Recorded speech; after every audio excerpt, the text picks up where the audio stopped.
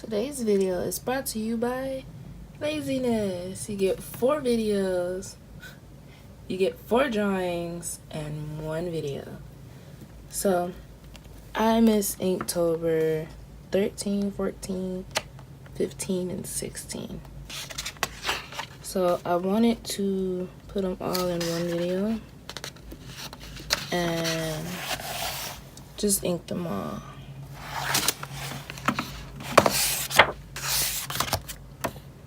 So the first drawing, each of these drawings are me drawing from different pictures off of Pinterest. Just because I didn't really know what to draw. Being gone from Inktober for 4 days, it makes it where you kind of don't want to draw. Especially when I mainly draw with charcoal, so doing pencil drawings and then inking is like it's not like a chore, but it's kind of like, okay, do I really want to do this today, or do I want to do charcoal today? Charcoal is very forgiving, so like making a mistake, you're fine, it's okay, you can just wipe it away. But with inking, it's different because it's permanent. And then with drawing, I learned with the shadows and everything, I do this way better with charcoal than I do with pencil. But the purpose of Inktober is to learn, and that is what I'm trying to do. So I'm going to go one by one, showing all the different drawings and inking them. And I hope you like the video. Comment, like, and subscribe.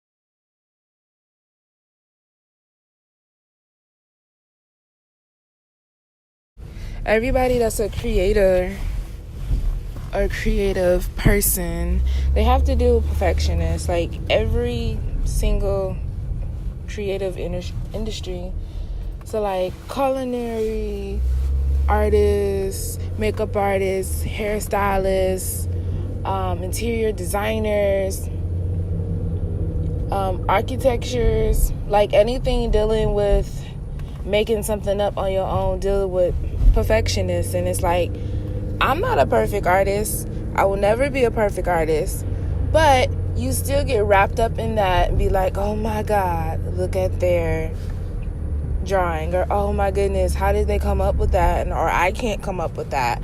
But it's like you have to sit there and just be like, okay, look, this is where I'm at, this is where I want to be, I'm gonna just enjoy where I'm at now and try to get there little by little. Because if you rush yourself, you end up trying to be perfect, and then you can't be perfect because you're human, and then you just quit, or you end up giving up or feeling really bad about yourself. But it's like, it's not too that serious.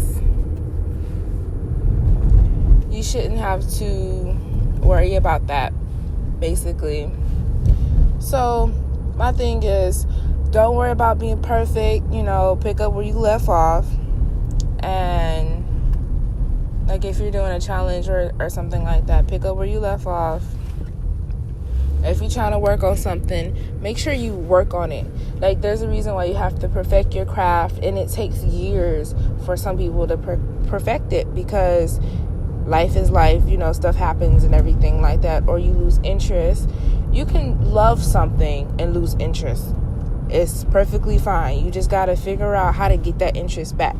So whether it be dealing with different mediums, or trying out different colors, or something new within that field or in that creative thing that you do, you got to sit there and like play with it. Basically just play with whatever you're doing.